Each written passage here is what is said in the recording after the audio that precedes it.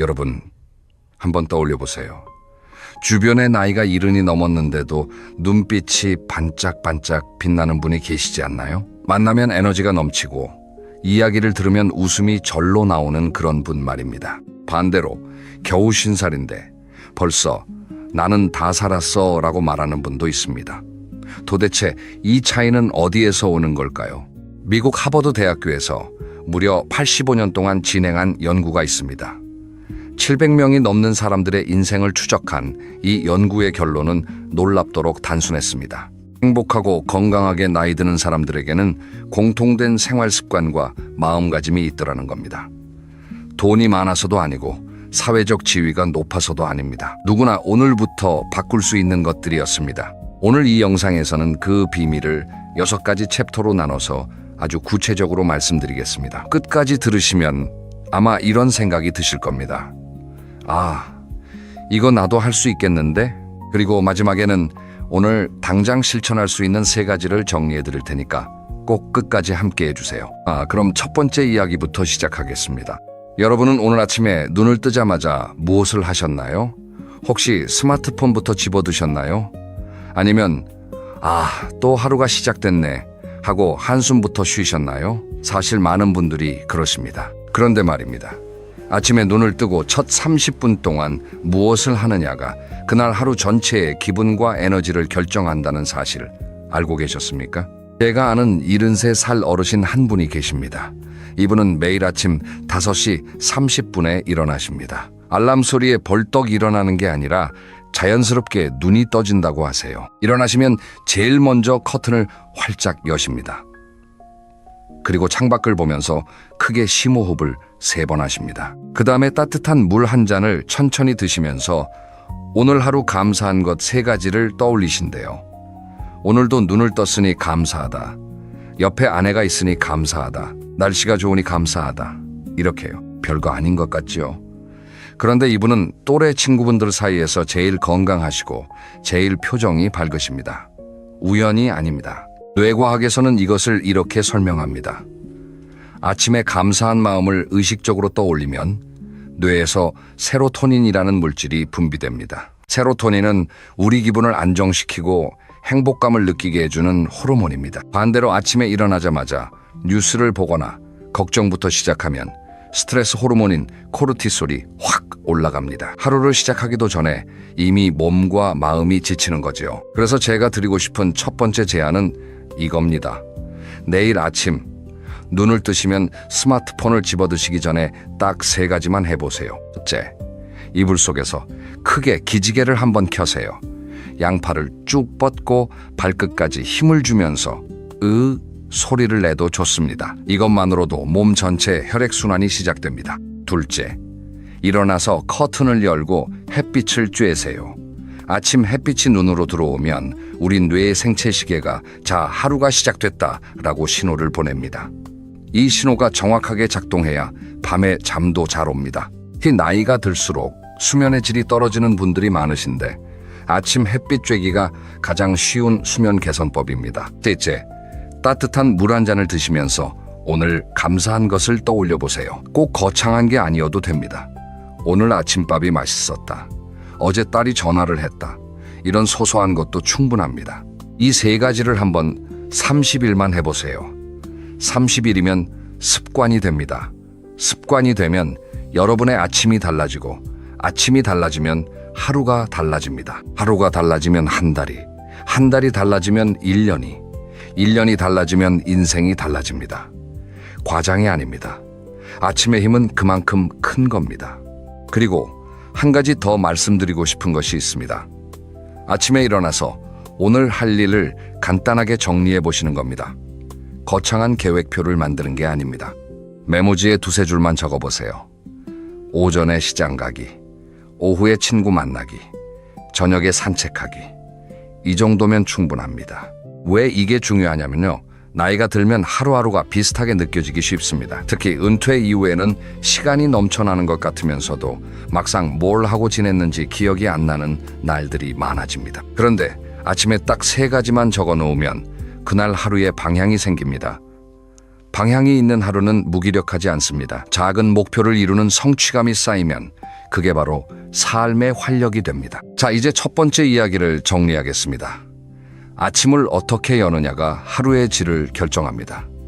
기지개, 햇빛, 따뜻한 물 한 잔, 그리고 감사. 이 네 가지가 여러분의 아침을 바꾸는 마법의 열쇠입니다.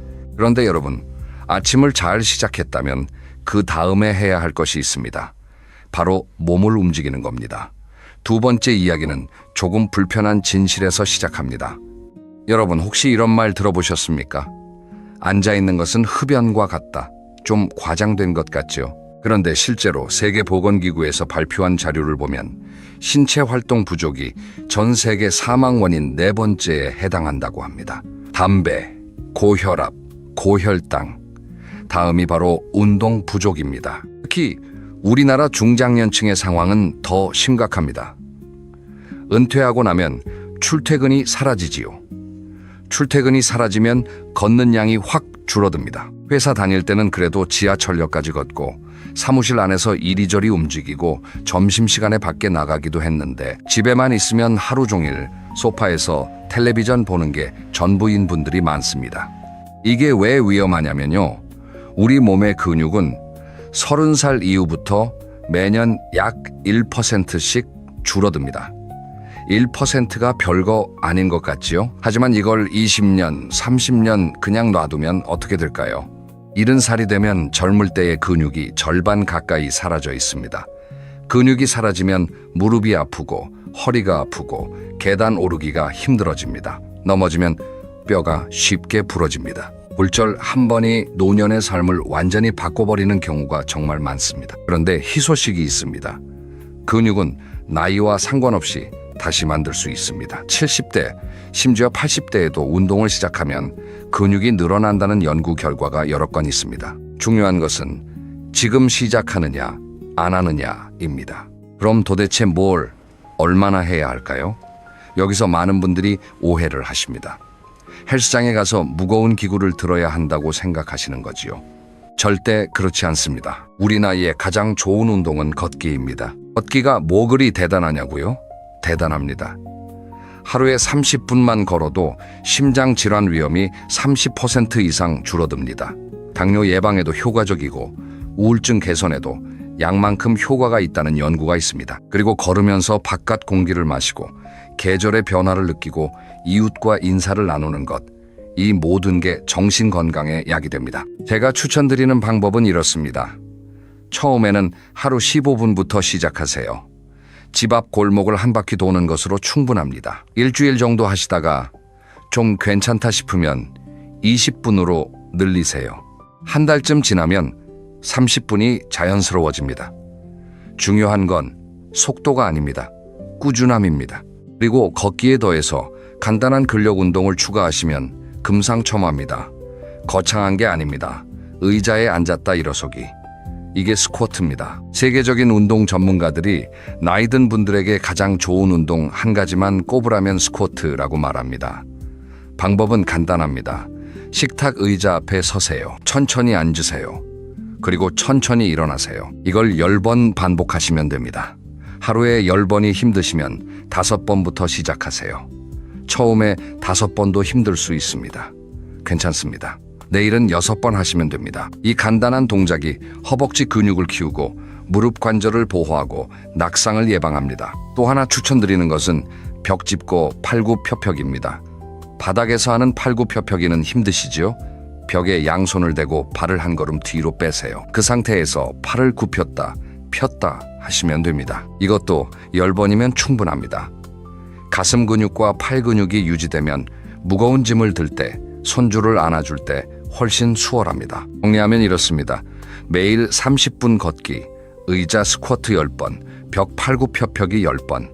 이 세 가지만 꾸준히 하시면 여러분의 몸은 분명히 달라집니다. 3개월만 해보세요. 계단 오르기가 편해지고 잠이 깊어지고 소화가 잘 되는 걸 느끼실 겁니다. 자, 그런데 여러분, 아무리 운동을 열심히 해도 먹는 게 엉망이면 소용이 없습니다. 자동차에 비유하면 운동이 엔진을 튜닝하는 거라면 음식은 연료를 넣는 겁니다. 아무리 좋은 엔진도 나쁜 기름을 넣으면 망가지지 않겠습니까? 세 번째 이야기, 먹는 것에 대해 이야기하겠습니다. 나이가 들면 입맛이 변합니다. 젊었을 때는 뭘 먹어도 소화가 잘 됐는데 이제는 조금만 과식해도 속이 더부룩하고 기름진 음식을 먹으면 속이 안 좋습니다. 그래서 많은 분들이 그냥 죽이나 먹지 뭘 하면서 대충 드시는 경우가 많습니다. 이게 큰 문제입니다. 사실 나이가 들수록 영양소는 더 많이 필요합니다.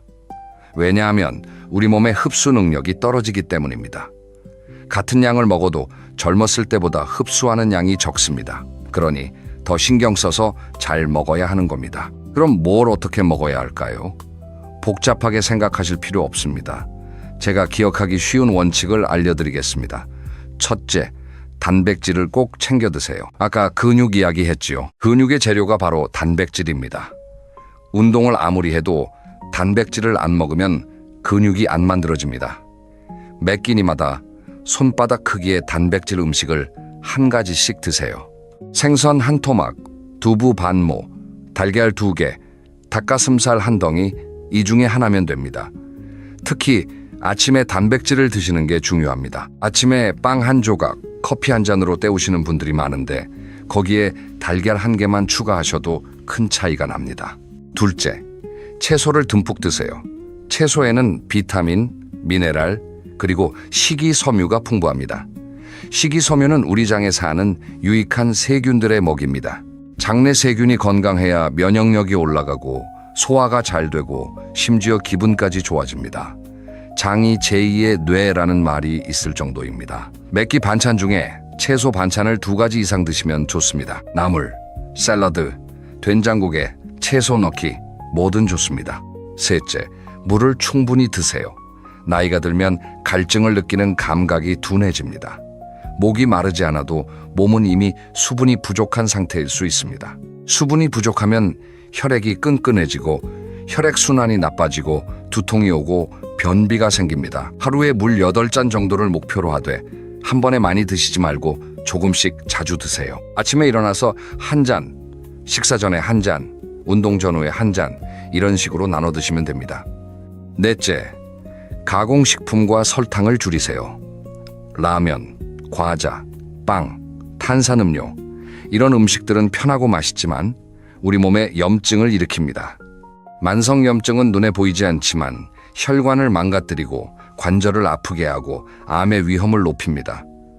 완전히 끊으라는 게 아닙니다. 다만 빈도를 줄여보세요. 매일 먹던 과자를 일주일에 2-3번으로, 몇 끼 먹던 흰밥을 잡곡밥으로, 이런 작은 변화가 쌓이면 몸이 확실히 달라집니다. 여기서 한 가지 재미있는 이야기를 해드리겠습니다. 일본 오키나와라는 섬을 아시지요? 세계에서 100세 이상 노인이 가장 많이 사는 곳으로 유명합니다. 이분들의 식습관을 연구해봤더니 공통점이 있었습니다. 바로 배 8알만 먹는다는 겁니다. 일본어로 하라 하치부라고 하는데 배가 80% 찼다 싶으면 숟가락을 놓는 겁니다. 과식은 소화기관에 부담을 주고 혈당을 급격히 올리고 졸음을 유발합니다. 반대로 살짝 모자란 듯 먹으면 몸이 가볍고 머리가 맑고 활력이 생깁니다. 처음에는 좀 허전할 수 있습니다. 하지만 일주일만 해보시면 이 정도가 딱 맞는구나를 몸이 알게 됩니다. 정리하면 단백질 챙기기, 채소 듬뿍, 물 자주 마시기, 가공식품 줄이기, 그리고 배 8알만 먹기, 이 5가지를 기억하시면 됩니다. 복잡한 식이요법이나 값비싼 건강식품 필요 없습니다. 동네 마트에서 살 수 있는 재료로 충분합니다. 자, 여기까지 아침 습관, 운동, 음식에 대해 이야기했습니다. 몸을 관리하는 방법이지요. 그런데 여러분, 아무리 몸이 건강해도 마음이 외로우면 그 건강이 무슨 소용이겠습니까? 사실 나이 들면서 가장 무서운 적은 병이 아닙니다. 외로움입니다. 4번째 이야기, 사람에 대해 이야기해 보겠습니다. 이 이야기를 시작하기 전에 놀라운 숫자 하나를 말씀드리겠습니다. 해관은 외로움이 건강에 미치는 영향은 하루에 담배 15개비를 피우는 것과 같다는 연구 결과가 있습니다. 15개비요. 담배를 피우면 큰일 나는 거 다 아시지요? 그런데 외로움이 그만큼 우리 몸을 망가뜨린다는 겁니다. 왜 그럴까요? 사람은 원래 혼자 살도록 설계되지 않았기 때문입니다.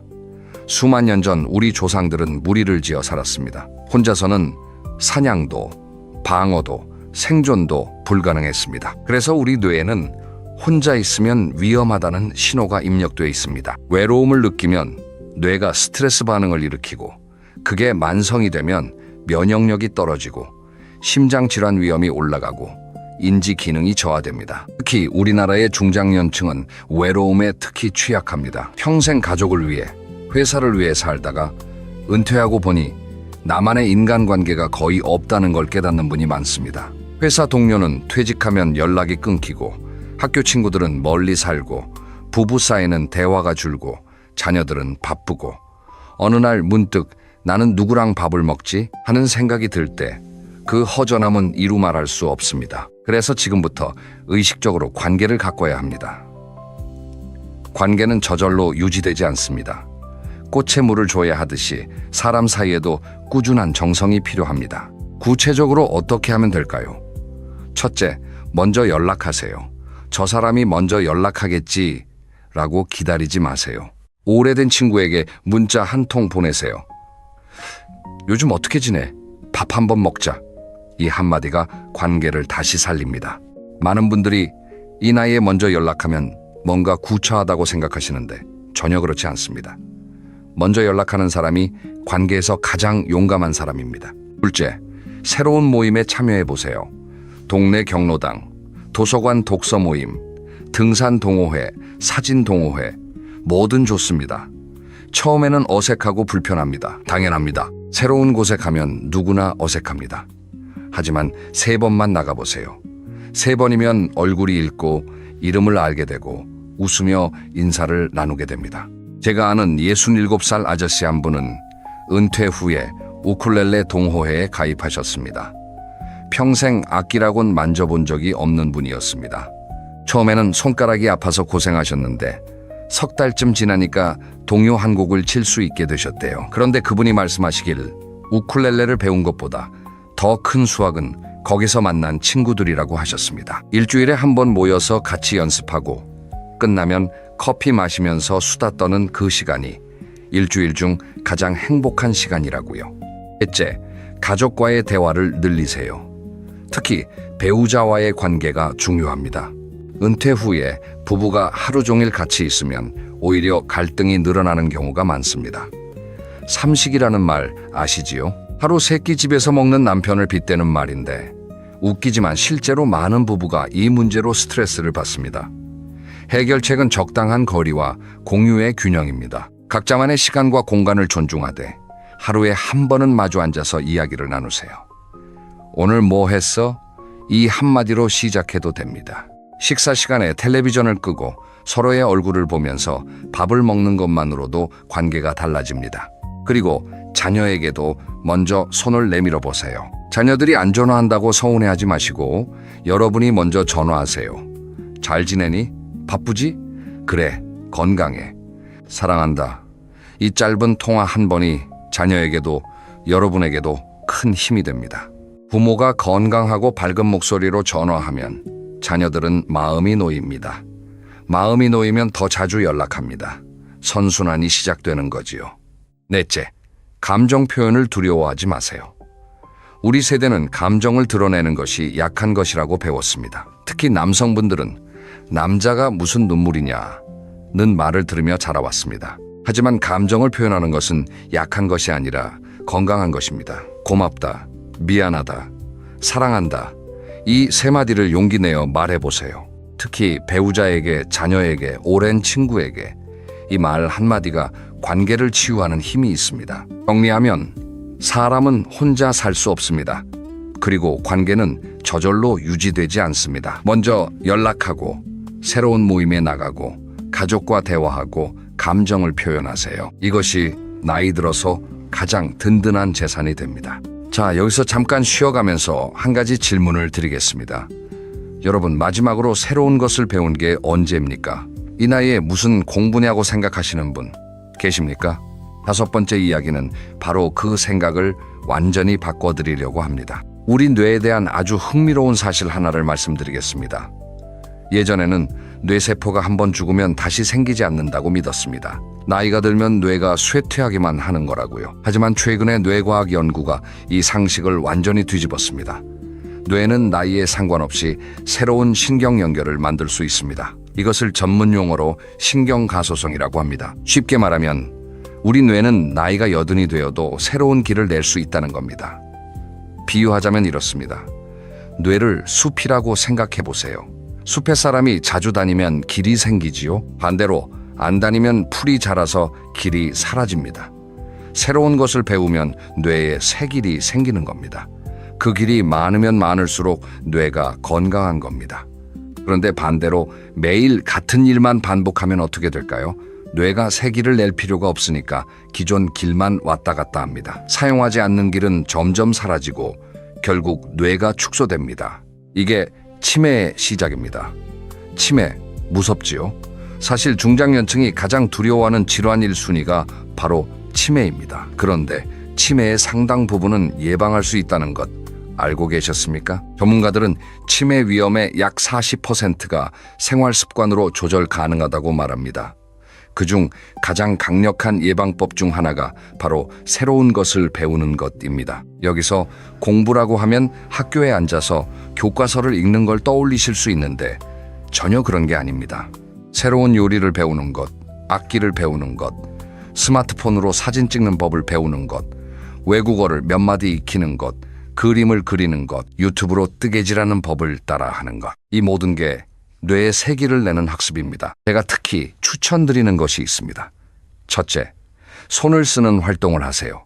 요리, 뜨개질, 서예, 그림, 악기, 연주, 텃밭 가꾸기. 이런 활동들은 손과 뇌를 동시에 사용합니다. 손은 뇌의 거울이라는 말이 있습니다. 손을 정교하게 사용할수록 뇌가 활발하게 움직입니다. 특히 양손을 모두 사용하는 활동. 예를 들어 피아노나 뜨개질은 좌뇌와 우뇌를 동시에 자극해서 효과가 더 큽니다. 둘째, 독서를 하세요.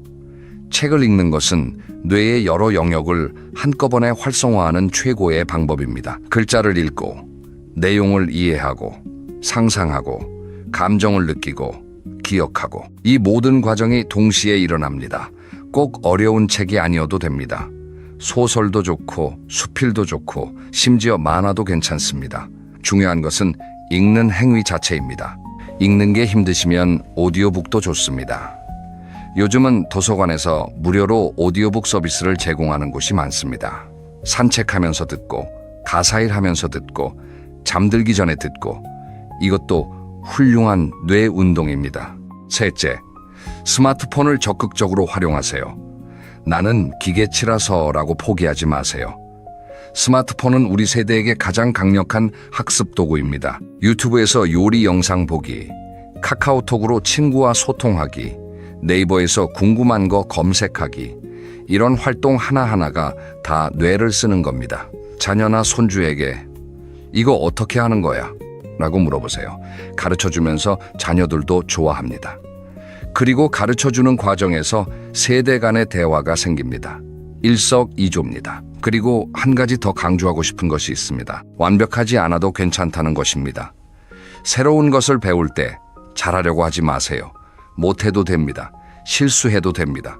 중요한 것은 시도하는 과정 자체입니다. 뇌는 결과가 아니라 과정에서 성장합니다. 서투르게 그린 그림도, 삐끗거리며 친 피아노 건반도, 더듬더듬 읽은 영어 한 문장도 모두 여러분의 뇌에 새 길을 내고 있는 겁니다. 미국의 유명한 화가 모지스 할머니를 아시나요? 본명은 애나 메리 로버트슨 모지스입니다. 이분은 78살에 처음 그림을 그리기 시작하셨습니다. 관절염 때문에 자수를 더 이상 할 수 없게 되자 그림으로 바꾸신 겁니다. 그리고 101살까지 1500점이 넘는 작품을 남기셨습니다. 전 세계적으로 사랑받는 화가가 되셨습니다. 78살에 시작하셔도 이런 일이 가능합니다. 물론 우리 모두가 유명한 화가가 될 필요는 없습니다. 하지만 이 이야기가 말해주는 건 분명합니다. 나이는 숫자일 뿐이고 배움에는 때가 없다는 것. 정리하면 뇌는 쓸수록 젊어집니다. 새로운 것을 배우는 것이 치매를 예방하고 삶에 활력을 주고 자신감을 키워줍니다. 손을 쓰는 활동, 독서, 스마트폰 활용, 이 세 가지부터 시작해 보세요. 자, 이제 마지막 챕터입니다. 6번째 이야기는 돈과 마음에 대한 겁니다. 솔직한 이야기를 해보겠습니다. 나이가 들면 돈 걱정이 커집니다. 수입은 줄어드는데 병원비는 늘어나고 물가는 오르고 자녀 지원도 해줘야 할 것 같고 내 돈이 바닥나면 어떡하지? 이 걱정이 밤잠을 설치게 합니다. 이런 불안은 너무나 자연스러운 것이고 여러분만 그런 것이 절대 아닙니다. 그런데 여기서 중요한 구분을 하나 해야 합니다. 실제로 돈이 부족한 상황과 돈에 대한 불안감은 다릅니다. 물론 정말로 경제적으로 어려운 분들도 계십니다. 그런 분들은 정부 지원 제도나 복지 서비스를 적극적으로 알아보시는 게 좋습니다. 주민센터에 가시면 노인 복지 관련 제도를 안내받으실 수 있습니다. 하지만 많은 분들은 실제로 돈이 부족한 게 아니라 돈에 대한 불안감이 큰 경우가 많습니다. 통장에 돈이 있는데도 이게 다 없어지면 어쩌지 하는 걱정에 시달리시는 거지요. 이것은 돈의 문제가 아니라 마음의 문제입니다. 이런 불안을 줄이는 데 도움이 되는 방법 몇 가지를 말씀드리겠습니다. 첫째, 내 재정 상태를 정확히 파악하세요. 막연한 불안은 대부분 모르기 때문에 생깁니다. 한 달에 얼마가 들어오고 얼마가 나가는지 정확히 아시나요? 많은 분들이 대충은 알지만 정확히는 모르십니다. 노트 한 권을 사서 한 달 동안 들어오는 돈과 나가는 돈을 다 적어보세요. 한 달이 지나면 내 돈이 어디로 가는지가 선명하게 보입니다. 보이면 대책이 생깁니다. 아, 여기서 이만큼을 줄일 수 있겠구나. 이 부분은 꼭 필요한 지출이구나. 한 달에 이 정도면 충분히 살 수 있구나. 이렇게 구체적으로 보이면 막연한 불안이 줄어듭니다. 둘째, 불필요한 지출을 점검하세요. 나이가 들면 의외로 안 쓰는데 돈을 내고 있는 경우가 많습니다. 안 보는 케이블 TV 채널, 안 쓰는 헬스장 회원권, 자동으로 결제되는 앱 구독료, 필요 이상으로 큰 보험료, 하나하나 점검해서 필요 없는 것을 정리하면 한 달에 10만 원에서 20만 원은 쉽게 줄일 수 있습니다. 셋째, 자녀에게 과도한 경제적 지원을 줄이세요. 이 부분이 좀 어려운 이야기인 걸 압니다. 부모 마음은 다 똑같습니다. 자녀가 힘들다고 하면 있는 것도 쥐어주고 싶으시지요. 하지만 여러분, 비행기 안전수칙 아시지요? 산소 마스크가 내려오면 본인 것부터 쓰고 나서 아이에게 씌우라고 합니다. 여러분이 먼저 안전해야 자녀를 도울 수 있습니다. 자녀에게 줄 수 있는 최고의 선물은 돈이 아닙니다. 건강하고 행복한 부모의 모습입니다. 여러분이 건강하고 경제적으로 독립적이면 자녀들은 마음 놓고 자기 삶을 살 수 있습니다. 반대로 여러분이 돈을 다 주고 나서 건강이 나빠지면 결국 자녀에게 더 큰 부담이 됩니다. 넷째, 소비보다 경험에 투자하세요. 나이가 들수록 물건을 사는 것보다 경험을 하는 것이 행복을 더 오래 줍니다. 새 옷을 사면 기쁜 게 하루 이틀이지만 친구와 함께한 여행은 몇 년이 지나도 이야기꽃이 됩니다. 비싼 여행이 아니어도 됩니다. 근교 나들이, 전시회 관람, 맛집 탐방, 이런 소소한 경험들이 삶을 풍요롭게 합니다. 여기서 경험이라는 것의 범위를 넓게 생각해 보세요. 봄에 벚꽃길을 걷는 것, 가을에 단풍 구경을 가는 것, 동네 문화센터에서 하는 무료 강좌를 듣는 것, 도서관에서 영화를 보는 것, 이런 것들은 돈이 거의 들지 않지만 마음을 풍요롭게 합니다. 다섯째, 감사하는 마음을 가지세요. 아까 아침 습관에서도 말씀드렸지만 감사는 돈 걱정을 줄이는 가장 강력한 무기입니다. 없는 것에 집중하면 끝없이 불안하지만 있는 것에 집중하면 마음이 넉넉해집니다. 지금 건강한 것, 지붕 아래서 잘 수 있는 것, 밥을 먹을 수 있는 것, 이것만으로도 감사할 일입니다. 그리고 마지막으로 한 가지만 더 말씀드리겠습니다. 돈에 대해서 배우자와 가족과 솔직하게 이야기하세요. 한국 가정에서 돈 이야기는 금기시되는 경우가 많습니다. 하지만 돈 이야기를 안 하면 오해가 생기고 오해가 쌓이면 갈등이 됩니다. 우리 형편이 이 정도이니 이렇게 살자는 이야기를 가족과 터놓고 하세요. 놀랍게도 그 대화 이후에 오히려 마음이 편해지는 경우가 많습니다. 여기까지 6가지 이야기를 모두 마쳤습니다. 이제 전체를 정리하고 마무리를 하겠습니다. 오늘 우리가 함께 나눈 이야기를 다시 한번 짚어보겠습니다. 첫째, 아침을 감사와 활력으로 여세요. 기지개, 햇빛, 따뜻한 물 한 잔, 그리고 감사. 이 네 가지가 하루를 바꿉니다. 둘째, 몸을 움직이세요. 하루 30분 걷기, 의자 스쿼트 10번, 벽 팔굽혀펴기 10번. 이것이 여러분의 근육을 지키고 건강을 지킵니다. 셋째, 잘 먹으세요. 단백질 챙기기, 채소 듬뿍, 물 자주 마시기, 가공식품 줄이기, 배 8알만 먹기. 동네 마트의 재료로 충분합니다. 넷째, 사람을 만나세요. 먼저 연락하고 새로운 모임에 나가고 가족과 대화하고 감정을 표현하세요. 관계가 가장 든든한 노후 자산입니다. 다섯째, 새로운 것을 배우세요. 손을 쓰는 활동, 독서, 스마트폰 활용, 뇌는 쓸수록 젊어집니다. 여섯째, 돈 걱정을 다스리세요. 재정을 파악하고 불필요한 지출을 줄이고 경험에 투자하고 감사하는 마음을 가지세요. 여러분, 이 6가지가 특별한 겁니까? 아닙니다. 누구나 알고 있는 것들입니다. 그런데 왜 누구는 이것을 실천하고 누구는 안 할까요? 그 차이가 바로 이른의 눈이 빛나는 사람과 50살에 늙어버리는 사람의 차이입니다. 그런데 여기서 제가 한 가지만 부탁드리고 싶은 게 있습니다. 6가지를 동시에 다 하려고 하지 마세요. 그러면 부담이 되면 시작도 못합니다. 오늘부터 딱 한 가지만 골라서 시작하세요. 딱 하나.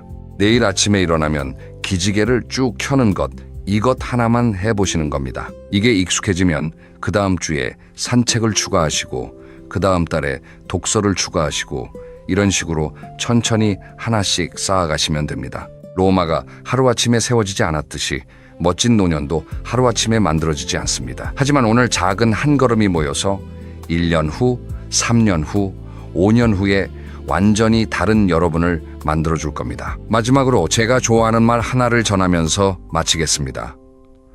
나무를 심기에 가장 좋은 때는 20년 전이다. 그 다음으로 좋은 때는 바로 지금이다. 여러분, 지금이 가장 좋은 때입니다. 오늘 이 여러분의 남은 인생에서 가장 젊은 날이니까요. 오늘 영상이 도움이 되셨다면 주변의 소중한 분들에게 공유해 주세요.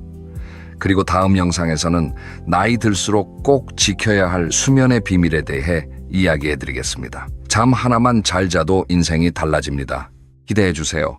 감사합니다. 여러분, 한 가지 장면을 떠올려 보시겠습니까? 동창회 자리입니다.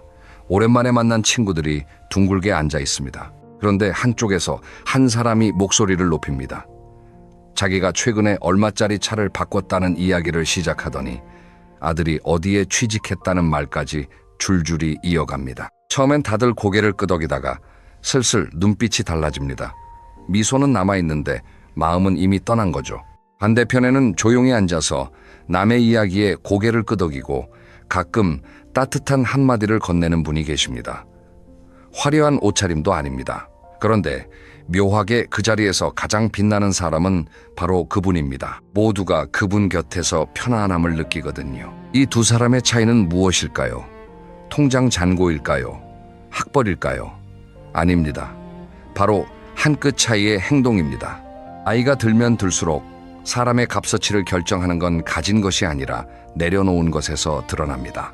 오늘 이 이야기를 끝까지 들으시면 여러분은 한 가지 놀라운 사실을 발견하시게 됩니다. 우리가 무심코 하고 있던 행동들 중에 스스로의 품격을 갉아먹는 습관이 숨어 있다는 것을요. 그리고 그 습관을 알아차리는 것만으로도 여러분의 노후는 완전히 달라질 수 있습니다.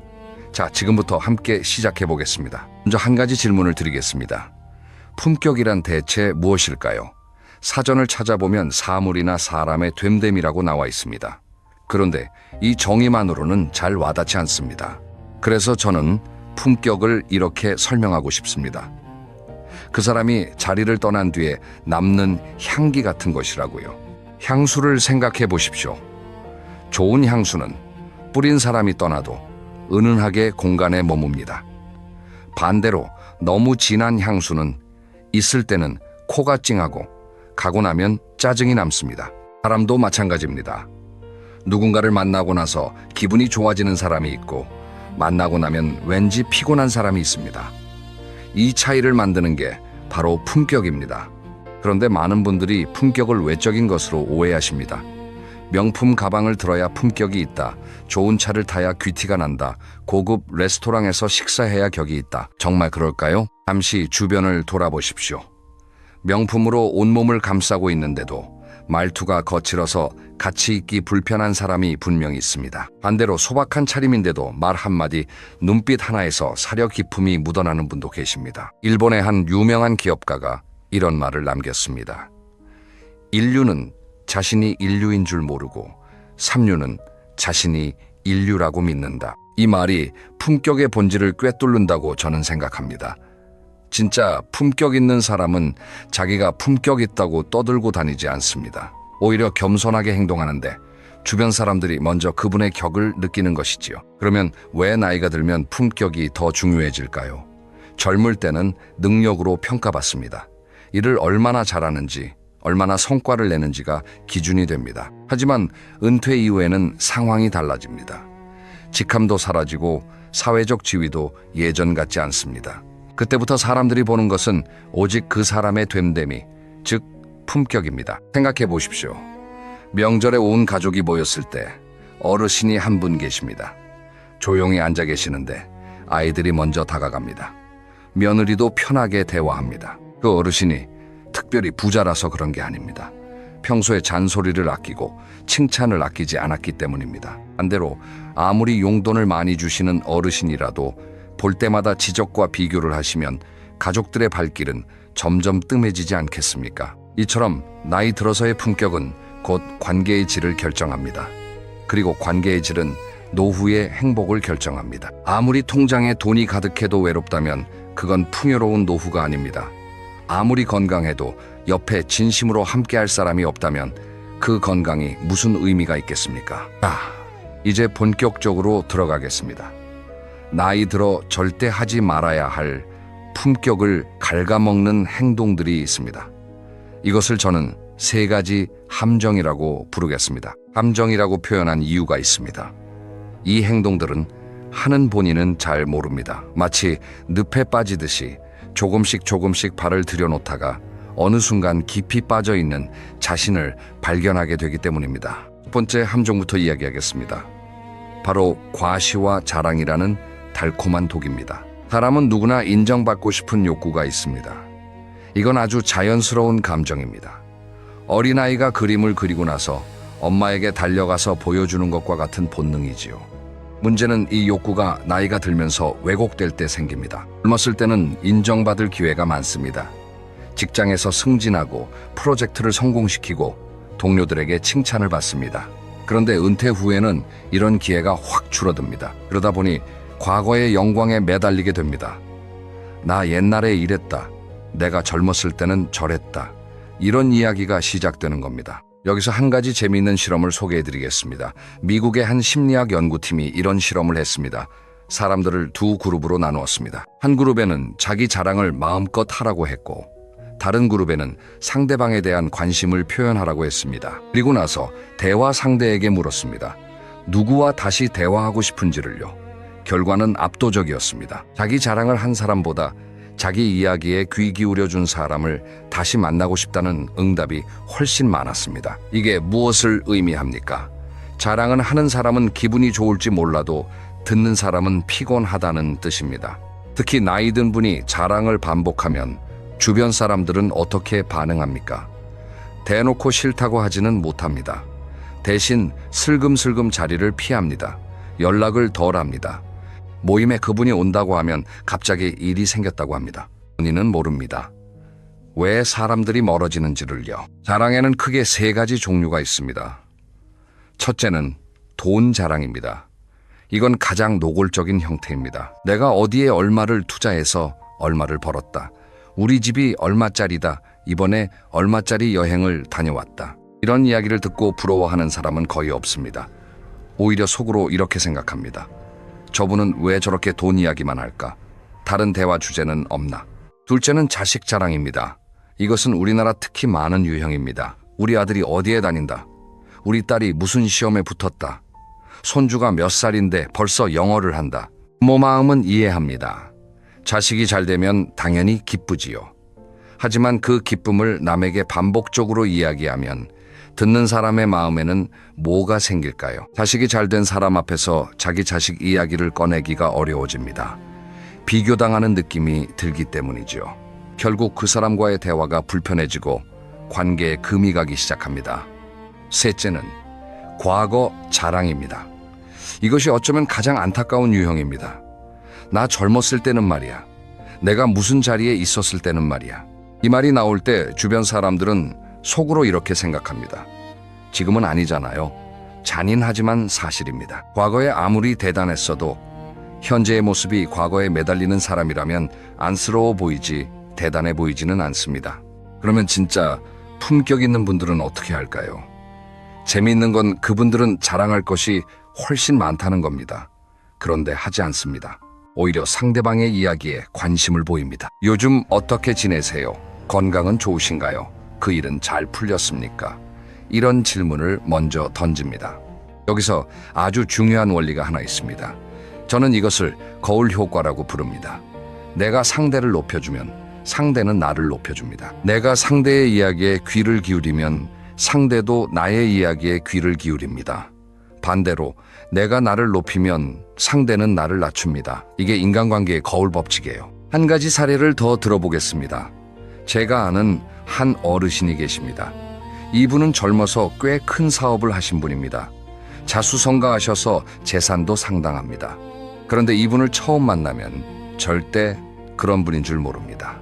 옷차림도 수수하고 말투도 조용합니다. 식사 자리에서 항상 맞은편 사람 이야기를 먼저 들으십니다. 그러다 나중에 다른 사람을 통해 그분의 이력을 듣게 되면 놀랍니다. 그리고 그때 느끼는 감정은 존경입니다. 아, 저런 분이 저렇게 겸손하시구나. 이 존경심은 자기 입으로 자랑해서는 절대 얻을 수 없는 것입니다. 반대의 사례도 있습니다. 모임에 가면 꼭 한 분은 계십니다. 이야기의 시작도나 중간도나 끝도나인 분. 이분의 공통점이 뭔지 아십니까? 대부분 실제로는 마음속에 불안이 있습니다. 자기가 무시당할까봐, 자기 가치를 인정받지 못할까봐 두려운 겁니다. 그래서 끊임없이 자기를 증명하려 합니다. 하지만 역설적이게도 증명하려 하면 할수록 품격은 더 떨어집니다. 심리학에서는 이것을 자기가치 확인 욕구라고 부릅니다. 이 욕구 자체는 나쁜 게 아닙니다. 다만 그것을 자랑으로 채우려 하면 밑빠진 독에 물 붓기와 같습니다. 자랑을 해서 잠깐 기분이 좋아져도 금방 또 불안해집니다. 그래서 더 큰 자랑을 하게 되고 악순환이 반복되는 것이죠. 그래서 제가 드리고 싶은 첫 번째 제안은 이것입니다.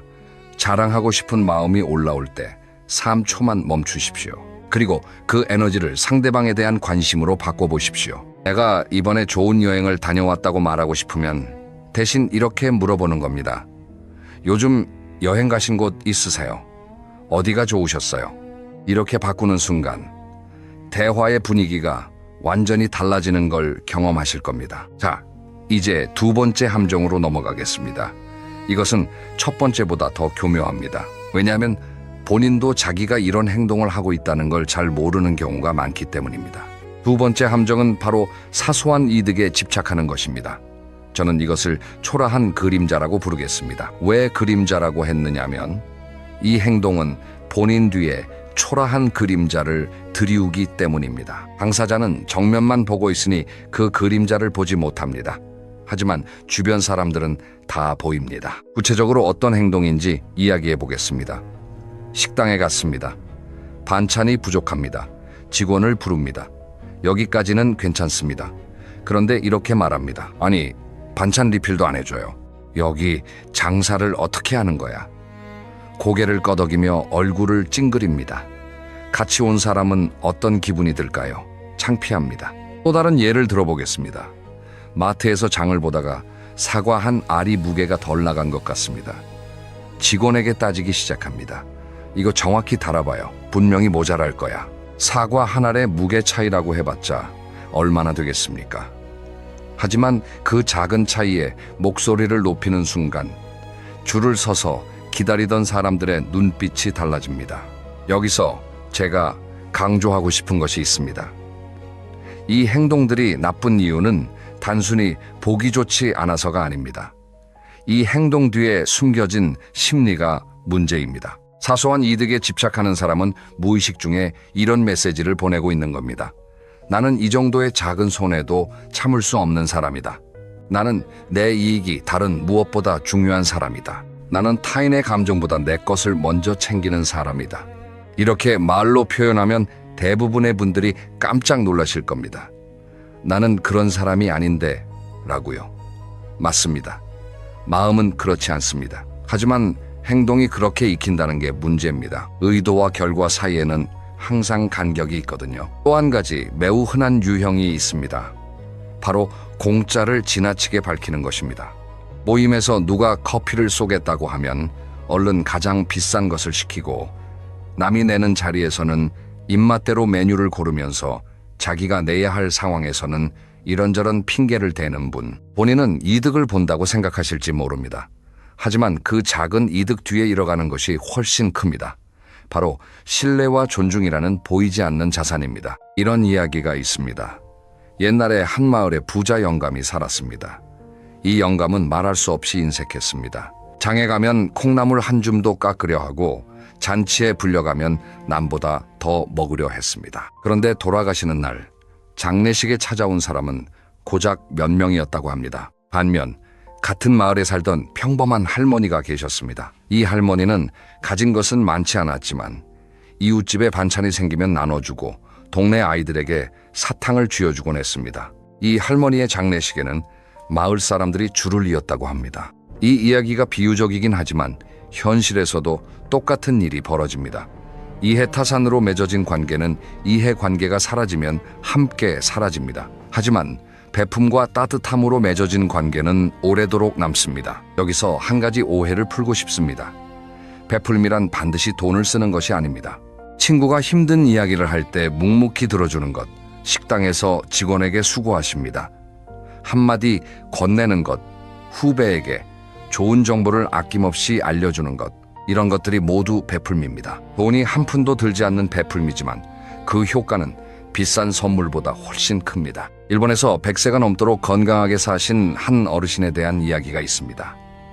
이분의 장수 비결을 물었더니 이렇게 대답하셨다고 합니다. 매일 누군가에게 도움이 되는 일을 한 가지씩 하는 것이라고요.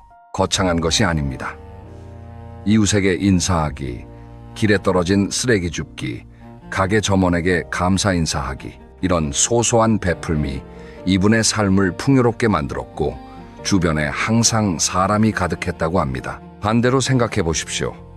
사소한 이득에 집착하는 삶은 얼마나 피곤합니까? 항상 손해보지 않으려 계산기를 두드리고 남이 더 가져간 건 아닌지 눈치를 보고 내가 조금이라도 덜 받았으면 기분이 나빠지고, 이런 삶을 살면 마음에 여유가 없습니다. 여유가 없으니 표정이 굳습니다. 표정이 굳으니 주변에 사람이 모이지 않습니다. 그래서 두 번째 제안을 드립니다. 사소한 손해를 즐기십시오. 이상하게 들리시죠? 하지만 생각해보면 이치에 맞습니다. 커피 한 잔을 제가 사겠습니다 하고 먼저 꺼내보십시오. 택시비를 나누다가 이번에는 제가 내겠습니다 하고 선뜻 지갑을 여십시오. 이런 작은 손해가 돌아올 때는 신뢰와 호감이라는 이자가 붙어서 돌아옵니다. 세상에서 가장 이율이 높은 투자가 바로 베풀미라는 사실을 기억해 주십시오. 자, 여기까지 두 가지 함정을 이야기했습니다. 첫째는 과시와 자랑, 둘째는 사소한 이득에 대한 집착이었습니다. 그런데 이 두 가지보다 더 무서운 함정이 남아 있습니다. 왜 더 무서운지 아십니까? 이것은 한 번 저지르면 되돌리기가 거의 불가능하기 때문입니다. 상대방의 마음에 회복하기 어려운 상처를 남기기 때문입니다. 세 번째 함정은 바로 정돈되지 않은 말입니다. 저는 이것을 말이 남기는 상처라고 표현하겠습니다. 여러분, 한 가지 상상을 해보시겠습니까? 여기에 하얀 도화지가 있습니다. 깨끗합니다. 이 도화지의 못을 하나 빻습니다. 그리고 뽑습니다. 못은 빠졌습니다. 하지만 구멍은 남아 있습니다. 아무리 다림질을 해도 풀을 발라도 그 구멍은 완전히 사라지지 않습니다. 말이 바로 그렇습니다. 한번 내뱉은 거친 말은 상대의 마음에 구멍을 남깁니다. 나중에 아무리 사과해도 좋은 말을 해도 그 구멍은 흔적으로 남습니다. 특히 나이 든 분들의 거친 말이 무서운 이유가 있습니다. 인생 경험이 많은 분의 말은 무게가 있습니다. 좋은 말을 하면 큰 위로가 되지만 반대로 상처 주는 말을 하면 그 타격도 그만큼 큽니다. 윗사람이 야, 너는 왜 그것밖에 못하니? 라고 한마디 던지면 그게 가슴에 오래 박힙니다. 정돈되지 않은 말에는 여러 유형이 있습니다. 하나씩 살펴보겠습니다. 첫째, 험담입니다. 누군가의 뒤이야기를 하는 것이지요. 그 사람이 없는 자리에서 그 사람의 흉을 봅니다. 아, 그 사람 있잖아. 사실은 이러이러하대. 내가 들은 바로는 저러저러하다더라. 이런 이야기를 할 때 본인은 일종의 쾌감을 느낍니다. 왜냐하면 듣는 사람은 이렇게 생각하기 때문입니다. 이 사람이 나한테 남 이야기를 이렇게 하면 다른 데서는 내 이야기도 이렇게 하겠구나. 그 순간 신뢰가 무너집니다. 험담은 결국 자기 신용을 갉아먹는 행동입니다. 미국의 유명한 대통령이었던 분이 이런 말을 남겼습니다. 위대한 사람은 아이디어에 대해 이야기하고 보통 사람은 사건에 대해 이야기하고 작은 사람은 다른 사람에 대해 이야기한다고요. 이 말이 모든 걸 요약합니다. 대화의 주제가 어디에 머무느냐에 따라 그 사람의 격이 드러나는 것이지요. 둘째, 거친 말투입니다. 반말을 함부로 하거나 명령조로 이야기하거나 큰 소리로 위압감을 주는 것이 여기에 해당합니다. 나이가 들면 사회적으로 윗사람이 되는 경우가 많습니다. 그러다 보니 자기도 모르게 말이 짧아지고 거칠어지는 경향이 있습니다. 이런 말투가 왜 문제일까요? 상대의 자존심을 건드리기 때문입니다. 특히 서비스업에 종사하는 분들에게 반말이나 명령조를 사용하면 그것은 나는 당신보다 위에 있다는 메시지를 보내는 것과 같습니다. 함께 있는 사람은 민망합니다. 그리고 속으로 생각합니다. 이분이 저 직원에게 저러면 언젠가 나한테도 저럴 수 있겠구나. 셋째, 지적과 충고의 남용입니다. 이것은 특히 부모와 자식 사이 또는 선배와 후배 사이에서 많이 나타납니다. 누가 물어보지도 않았는데 충고를 합니다. 너는 이렇게 해야 해. 내 경험상 그건 안 돼. 그건 잘못된 거야. 이런 말들이지요. 이 행동이 까다로운 이유는 하는 사람의 의도가 좋기 때문입니다. 진심으로 상대를 위해서 하는 말인 경우가 많습니다. 하지만 의도가 좋다고 해서 결과도 좋은 건 아닙니다. 요청하지 않은 충고는 대부분 상대방에게 잔소리로 들립니다. 여기서 한 가지 중요한 구분을 해야 합니다. 충고와 경청의 차이입니다. 자식이 고민을 이야기할 때 그래서 어떻게 하면 좋겠어요? 라고 물으면 그때 의견을 말씀하시면 됩니다. 그런데 자식이 그냥 힘든 이야기를 하고 있을 뿐인데 바로 해결책을 제시하면 어떻게 될까요? 자식은 이렇게 느낍니다. 부모님은 내 마음에는 관심이 없고 해결만 하려고 하시는구나. 마음이 다칩니다. 품격 있는 어르신들의 공통점을 관찰해보면 재미있는 발견이 있습니다. 이분들은 충고를 거의 하지 않습니다. 대신 질문을 합니다. 그래서 네 생각은 어떤데? 네가 보기엔 어떤 게 좋을 것 같아? 이렇게 물으면 상대방은 스스로 답을 찾아갑니다. 그리고 그 답을 찾는 과정에서 어르신의 지혜를 자연스럽게 느끼게 됩니다. 가르치지 않으면서 가르치는 것, 이것이야말로 최고의 격입니다. 넷째, 목소리 톤과 표정 관리입니다. 이건 많은 분들이 간과하시는 부분입니다. 같은 말이라도 어떤 톤으로, 어떤 표정으로 하느냐에 따라 전혀 다른 말이 됩니다. 예를 들어보겠습니다. 괜찮아요 라는 말이 있습니다. 부드러운 톤으로 미소를 지으며 말하면 진심 어린 위로가 됩니다. 하지만 퉁명스러운 톤으로 무표정하게 말하면 관심 없다는 뜻으로 들립니다. 나이가 들면 표정 근육이 자연스럽게 처집니다.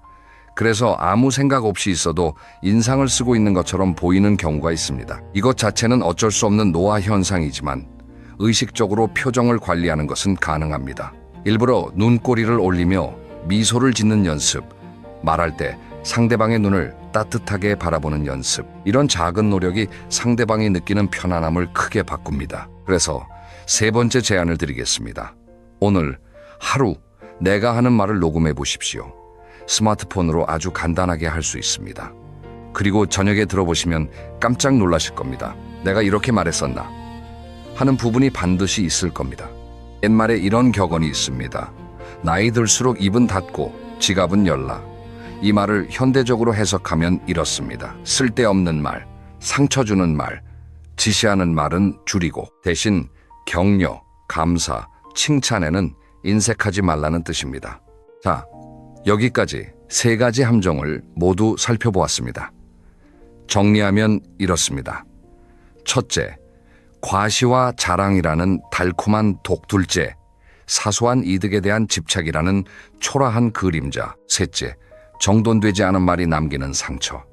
이 3가지를 피하는 것만으로도 여러분의 품격은 눈에 띄게 달라질 겁니다. 그런데 여기서 한 가지 더 깊이 들어가 보고 싶습니다. 함정을 피하는 것에서 그치지 말고 진짜 품격이 어디서 오는지를 이야기해 보겠습니다.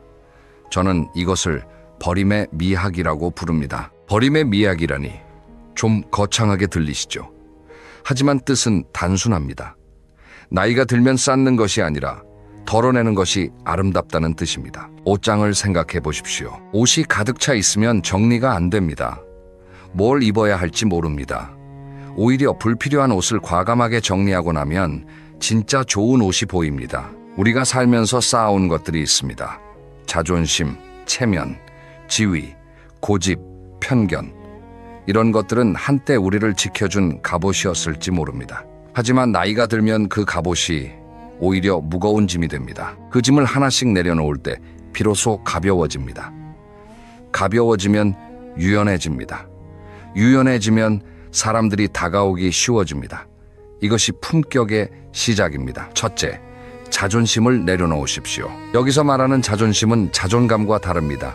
자존감은 지켜야 합니다. 자존감은 나를 소중하게 여기는 마음이니까요.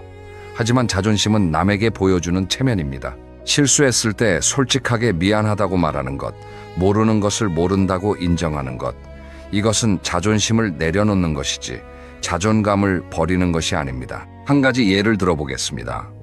손주에게 스마트폰 사용법을 물어본 적이 있으신가요? 할아버지가 이것도 모르냐고 타박하는 손주도 있겠지만 대부분의 손주는 신이 나서 가르쳐 줍니다. 그 순간 할아버지와 손주 사이에 따뜻한 유대가 형성됩니다.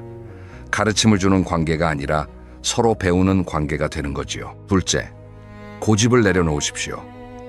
나이가 들면 살아온 경험이 많으니 자연스럽게 자기만의 방식이 생깁니다. 그것 자체는 지혜입니다. 하지만 그 방식만이 옳다고 고집하기 시작하면 지혜가 아니라 아집이 됩니다. 세상이 바뀌었는데 내 방식만이 정답이라고 우기는 것은 내비게이션이 있는 시대에 30년 전 지도를 들고 길을 찾겠다는 것과 같습니다. 물론 경험에서 나온 원칙은 소중합니다. 하지만 원칙과 고집의 차이를 아셔야 합니다. 원칙은 핵심을 지키되 방법은 유연하게 바꾸는 것이고 고집은 방법까지 바꾸지 않으려는 것입니다. 이 둘을 구분하시면 관계가 훨씬 편안해집니다. 셋째, 비교를 내려놓으십시오. 이것이 가장 어렵습니다.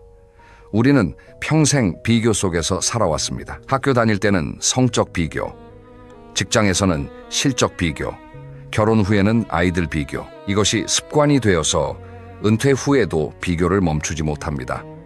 김 씨네 아들은 의사인데 우리 아들은 뭐하나? 이 씨네는 해외여행 다녀왔다던데 우리는 왜 못 가나? 비교를 내려놓으면 신기한 일이 생깁니다. 내 삶이 보이기 시작합니다. 남의 삶에 가려져 있던 내 삶의 좋은 점들이 비로소 눈에 들어옵니다. 아, 나도 참 괜찮게 살아왔구나 하는 감사의 마음이 올라옵니다. 그 감사가 표정에 묻어나고 말투에 묻어나면 그것이 바로 품격입니다. 넷째, 미움을 내려놓으십시오. 살다 보면 미운 사람이 생기기 마련입니다. 누가 나를 무시했다. 누가 나를 속였다. 누가 나에게 못되게 굴었다. 이런 기억들이 가슴에 쌓여 있을 수 있습니다. 하지만 그 미움이 해치는 사람은 누구입니까?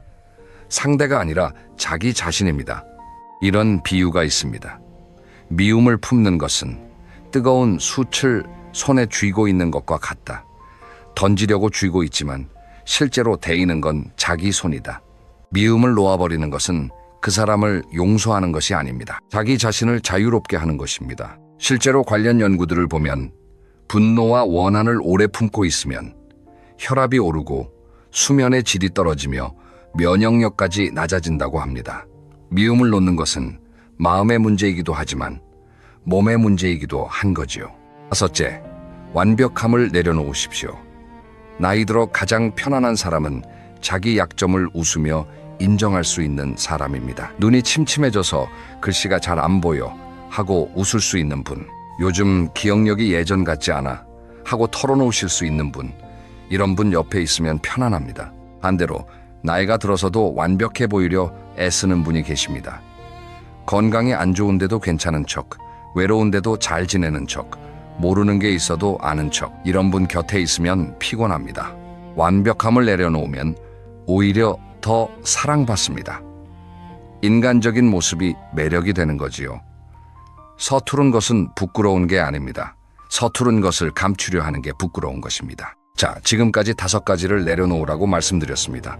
자존심, 고집, 비교, 미움, 완벽함, 이것들을 내려놓으면 마음이 가벼워집니다. 마음이 가벼우면 얼굴이 밝아집니다. 얼굴이 밝으면 사람들이 모입니다.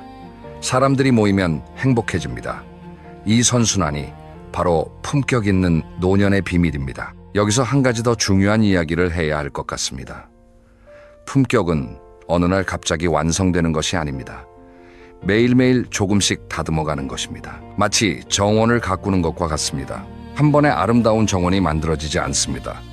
매일 잡초를 뽑고 물을 주고 가지를 다듬어야 합니다. 그런 의미에서 오늘부터 시작할 수 있는 3가지 작은 약속을 제안드리겠습니다.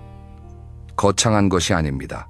아주 작은 것부터 시작하면 됩니다. 첫째, 하루에 한 번 상대방에게 진심 어린 질문을 하십시오. 자랑 대신 관심을 선물하는 것입니다. 오늘 기분 어떠세요? 요즘 어떤 일에 관심을 갖고 계세요? 이런 작은 질문이 관계를 바꿉니다. 아까 말씀드린 거울 효과를 기억하십시오. 내가 관심을 주면 관심이 돌아옵니다. 이것을 30일만 해보십시오. 한 달 후에 여러분 주변의 분위기가 달라져 있을 겁니다. 처음에는 좀 어색하실 수 있습니다. 그동안 내 이야기를 주로 해오셨다면 더 그렇겠지요. 하지만 며칠만 지나면 익숙해집니다. 그리고 상대방의 표정이 밝아지는 것을 보면 뿌듯한 마음이 들기 시작할 겁니다. 둘째, 하루에 한 번 작은 베풀음을 실천하십시오.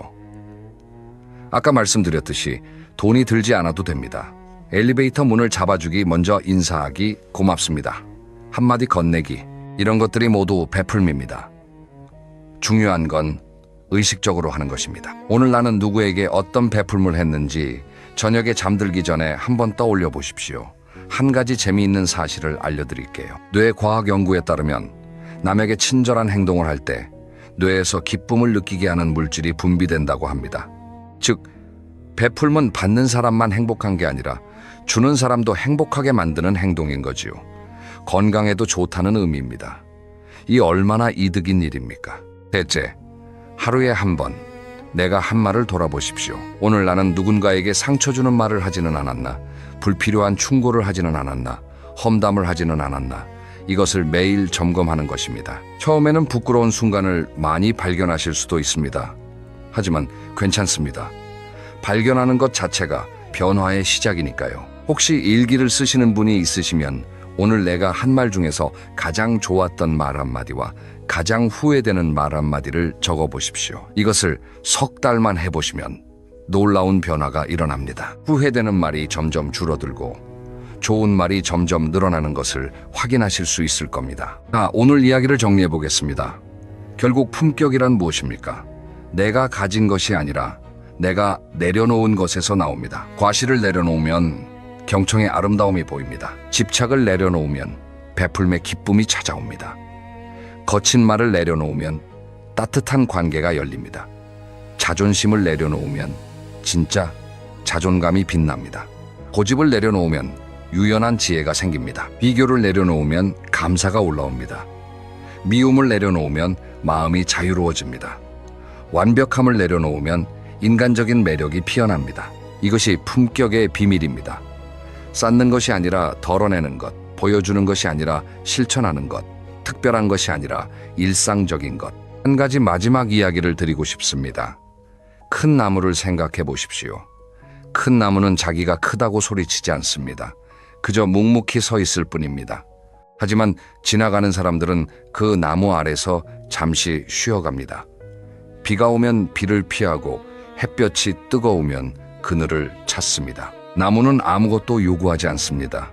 그저 그 자리에서 그늘을 내어줄 뿐입니다. 품격 있는 사람이 바로 이와 같다고 저는 생각합니다. 자기를 내세우지 않지만 곁에 있으면 편안하고 떠나면 그리운 사람. 그런 사람이 되는 것, 그것이 가장 멋진 노년의 모습이 아닐까요? 오늘 이 이야기가 여러분의 마음에 작은 씨앗이 되었으면 좋겠습니다.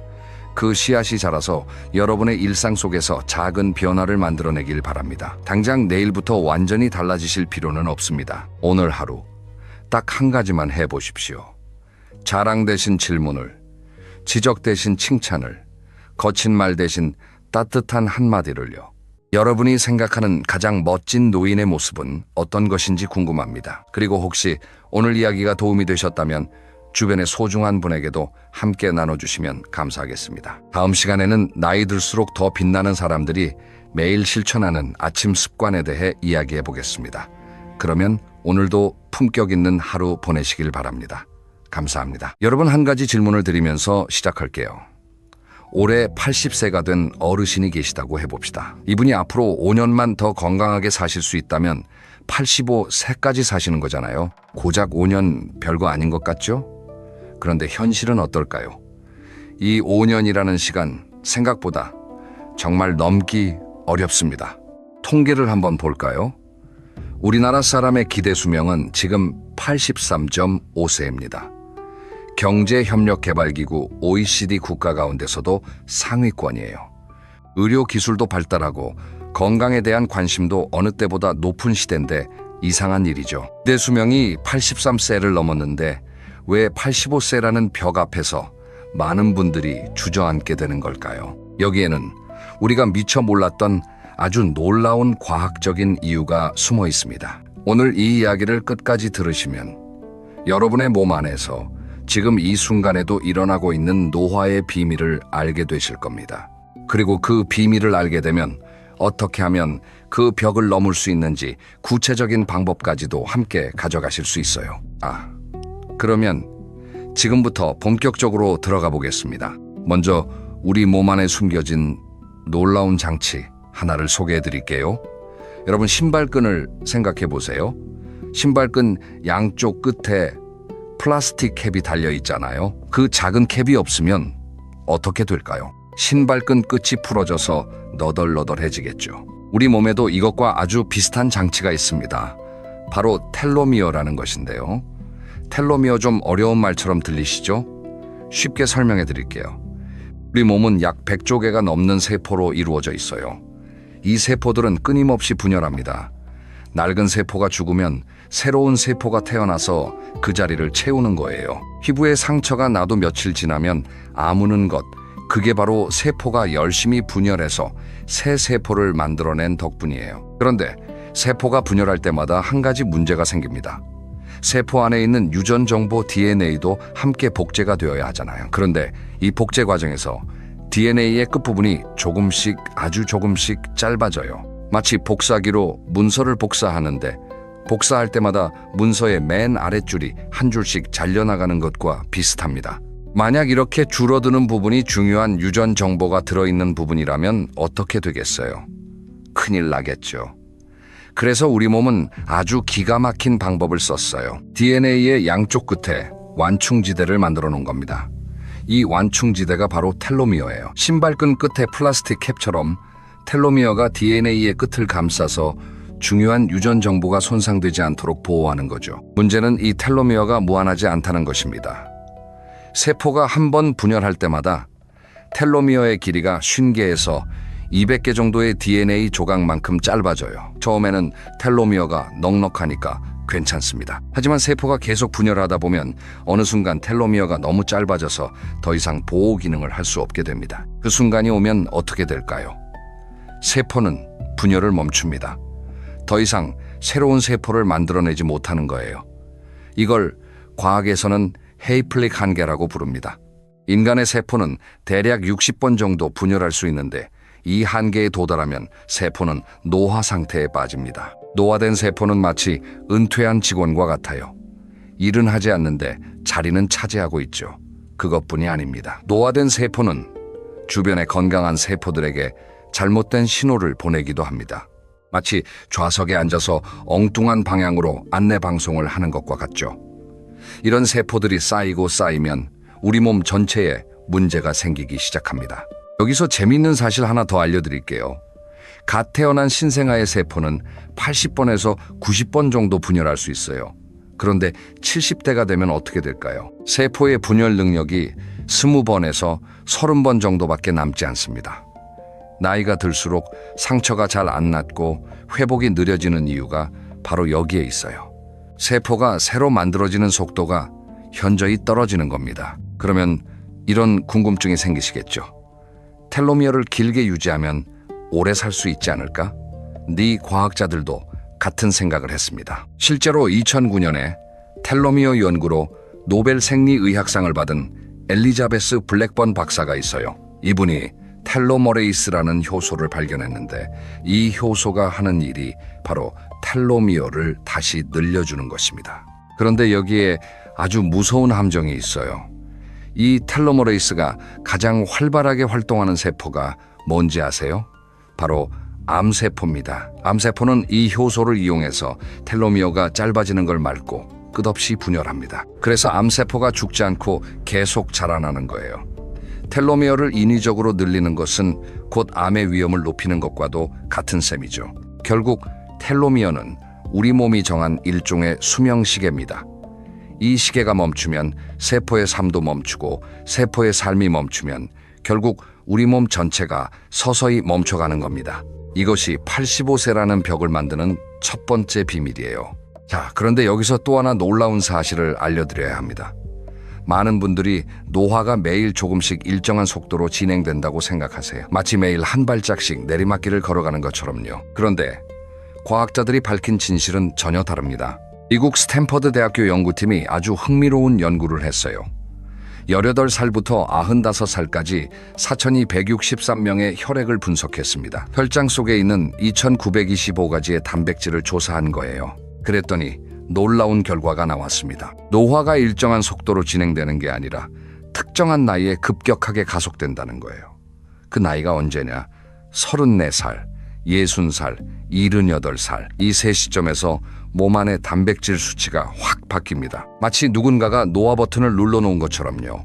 서서히 경사가 완만하던 내리막길이 갑자기 절벽으로 바뀌는 느낌이라고 할까요? 34살이라니 아직 젊은 나이 아니냐고요? 물론 34살에 갑자기 노인이 되는 건 아닙니다. 하지만 이때부터 몸 안에서 변화가 시작돼요. 뇌에서는 20살이 지나면 신경세포가 줄어들기 시작하고 50살이 되면 뇌의 혈류와 무게가 20%나 감소합니다. 특히 피부가 가장 먼저 신호를 보내죠. 콜라겐, 이게 피부를 탄탄하게 잡아주는 단백질인데요. 이 콜라겐이 줄어들기 시작합니다. 피부 아래의 지방층도 얇아져요. 그래서 주름이 생기고 피부가 처지기 시작하는 거예요. 하지만 이건 눈에 보이는 변화일 뿐이에요. 눈에 보이지 않는 곳에서는 훨씬 더 중요한 변화가 일어나고 있습니다. 그리고 60살, 이 시점이 정말 중요합니다.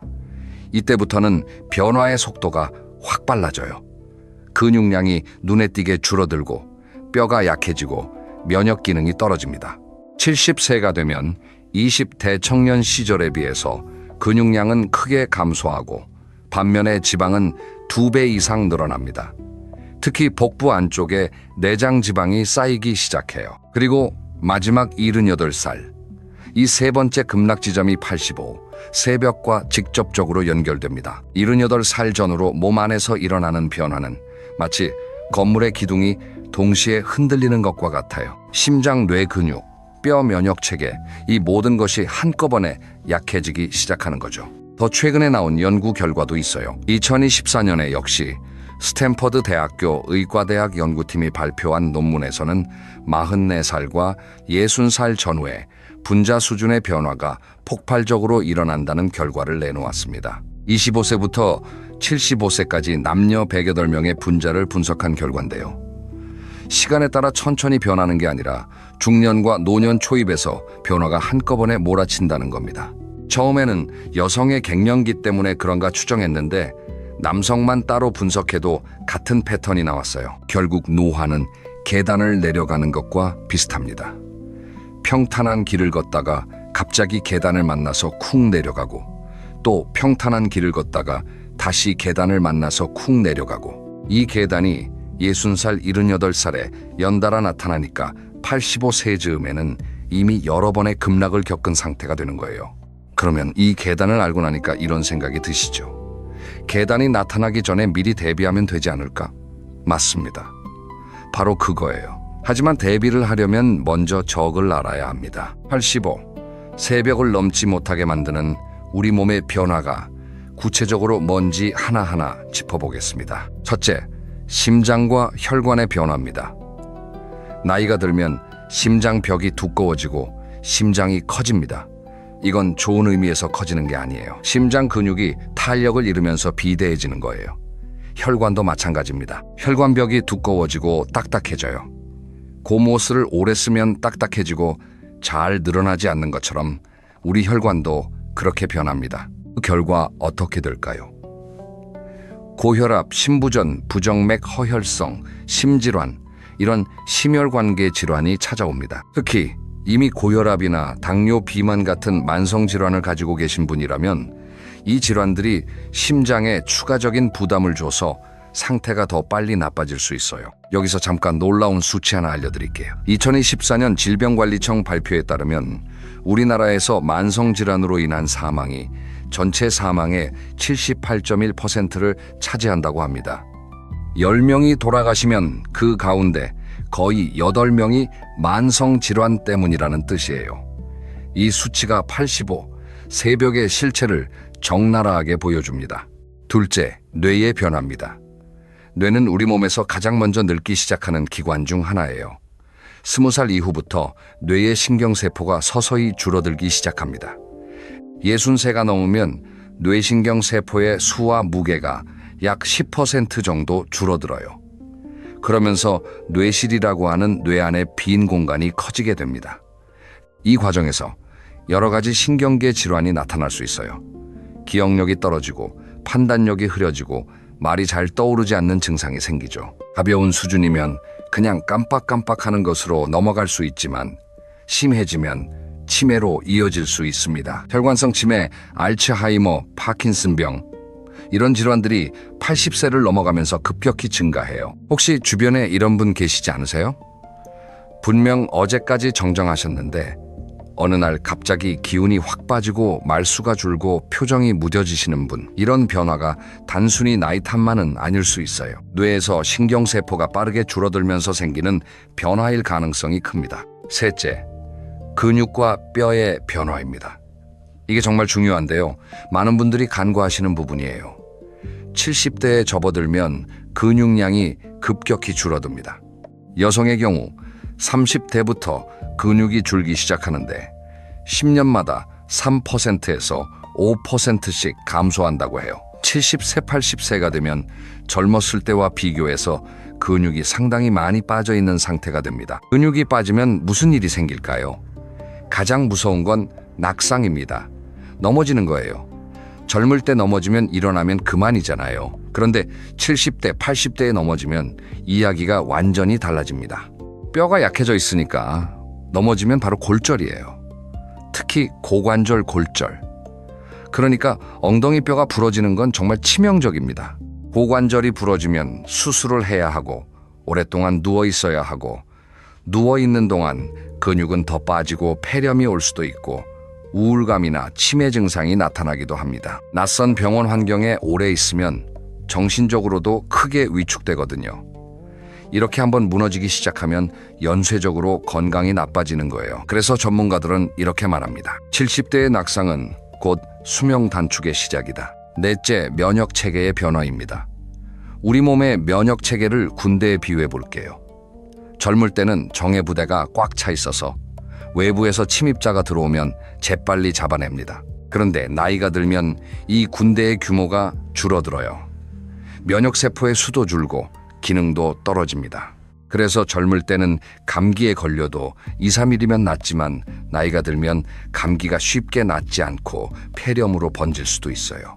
면역력이 떨어지면 암세포를 감시하는 능력도 약해집니다.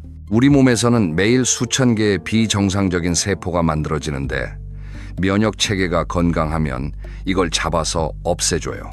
하지만 면역력이 약해지면 이 비정상 세포들이 살아남아서 암으로 발전할 가능성이 높아지는 거죠. 다섯째, 감각기관의 변화입니다. 이건 삶의 질과 직결되는 부분이에요. 나이가 들면 눈의 수정체가 혼탁해지면서 색깔이 다르게 보이기 시작합니다. 파란색이 회색처럼 보이고 밝은 곳에서 어두운 곳으로 들어가면 한참 동안 아무것도 보이지 않죠. 청력도 마찬가지입니다. 높은 음역대의 소리를 먼저 못 듣게 돼요. 상대방이 하는 말에서 자음이 잘 안 들리기 시작합니다. 그래서 상대방이 뭐라고 말해도 웅얼거리는 것처럼 들리는 거예요. 누가 또렷하게 이야기해도 잘 알아듣기가 힘들어지죠. 이런 감각의 변화가 쌓이면 바깥 활동이 줄어들고 사람 만나는 걸 꺼리게 되고 외로워지고 우울해지고 이게 다시 건강을 악화시키는 악순환이 만들어집니다. 자, 여기까지 들으시면 이런 생각이 드실 수 있어요. 그러면 노화는 피할 수 없는 거 아니야? 결국 다 늙어서 죽는 거 아니야? 라고요. 맞습니다. 노화 자체를 완전히 막을 수는 없어요. 하지만 속도를 늦출 수는 있습니다. 그리고 그 증거가 지구 위에 실제로 존재합니다. 여러분, 블루존이라는 말 들어보셨나요? 블루존은 세계에서 가장 건강하게 오래 사는 사람들이 모여있는 지역을 말해요. 미국의 탐험가이자 저널리스트인 댄 뷰트너라는 분이 이 개념을 만들었는데요. 전 세계를 돌아다니면서 유독 장수하는 사람이 많은 5곳을 찾아냈습니다. 어디냐면요. 이탈리아의 사르데냐, 섬 일본의 오키나와, 코스타리카의 니코야 그리스의 이카리아, 그리고 미국 캘리포니아의 로마린다. 이 5곳이에요. 이 지역들에서는 100세가 넘는 노인들이 유난히 많습니다. 특히 오키나와의 경우 인구 10만 명당 68명이 100세 이상을 산다고 해요. 놀라운 건 이 장수마을 사람들이 비싼 건강식품을 먹거나 최첨단 의료시설을 이용하는 게 아니라는 겁니다. 오히려 그 반대예요. 이들의 생활은 아주 소박하고 단순합니다. 그런데 이 소박한 생활 속에 장수의 비밀이 숨어 있어요. 먼저 식습관을 볼까요? 블루존 사람들의 식단에는 공통점이 있습니다. 식물성 식품을 많이 먹고 가공되지 않은 자연식품을 주로 먹는다는 거예요. 오키나와 사람들은 고구마, 채소, 두부, 생선을 기본으로 먹고 붉은 고기는 거의 먹지 않습니다. 사르데냐 사람들은 콩류, 통곡물, 산양류 치즈를 즐기고 적당량의 레드와인을 마셔요. 특히 오키나와에는 아주 유명한 식사 원칙이 있어요. 하라 하치부. 이게 뭐냐면 배가 80% 정도 찼을 때 수저를 내려놓는다는 뜻이에요. 배부르게 먹지 않는 겁니다. 항상 조금 부족하다 싶을 때 그만 먹는 거예요. 칼로리를 계산하거나 복잡한 다이어트를 하는 게 아니에요. 그냥 적당히 먹고 그만두는 거죠. 이 단순한 습관 하나가 과식을 막고 비만을 예방하고 결과적으로 온갖 만성질환의 위험을 낮춰줍니다. 둘째, 움직임입니다. 블루존 사람들은 헬스장을 다니지 않습니다. 러닝머신 위에서 뛰지도 않아요. 대신 이들은 하루 종일 자연스럽게 움직입니다. 텃밭을 가꾸고 언덕길을 오르내리고 동네 마을을 걸어다니고 정원에서 흙을 만집니다. 이걸 니트라고 부르는데요. 운동이 아닌 일상적인 활동에서 소모되는 에너지를 말합니다. 여기서 특히 주목할 건 정원 가꾸기예요. 오키나와의 100세 이상 노인 가운데 거의 대부분이 정원을 가꾼 경험이 있다고 해요. 정원 가꾸기는 허리를 굽히고 흙을 파고 물을 주고 잡초를 뽑는 과정에서 자연스럽게 전신 운동이 됩니다. 격렬하지 않으면서도 관절과 근육을 꾸준히 쓰게 되죠. 게다가 흙을 만지고 햇볕을 쬐면서 정서적으로도 안정이 됩니다. 셋째, 삶의 목적입니다. 이게 정말 중요해요. 오키나와에는 이키가이라는 말이 있습니다. 우리말로 하면 살아가는 이유, 아침에 눈을 떠야 하는 이유 정도가 될 거예요. 오키나와에서는 은퇴라는 개념이 거의 없다고 해요. 나이가 들어서도 무언가 할 일이 있고 자기가 필요한 존재라는 느낌을 갖고 살아갑니다. 이게 왜 중요하냐면 삶의 목적이 사라지면 사람은 급격히 무너지기 때문이에요.